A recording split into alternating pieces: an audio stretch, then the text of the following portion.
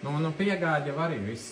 Var sarunāt par piegādi, jā. 80% iet uz eksportu, bet man ir busiņš un varu 150 kvadrātmetrus ielikt. Eksportējās? 80%. Uz Skandināviju? Visur Beļģija, Skandināvija, Vācija.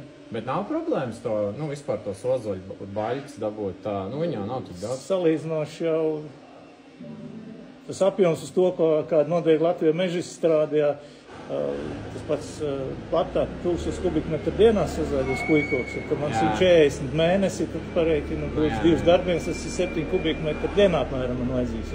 1007 tik daudz ozols noteikti. Jā, noteikti, jā. Tas ir viens pata, tur vēl kureks un visi vikavodu un viss. Un visi jau zina, ka jūs te pērkat, tad jau zina, kā mēs. Tas ozols nav daudz, bet tāpēc arī lielās investīcijas netiek piesaistīts un netiek attīstīts, jo viņš ir maz. Tāpēc mēs esam maz rūpnīca, jo tas ozols ir maz.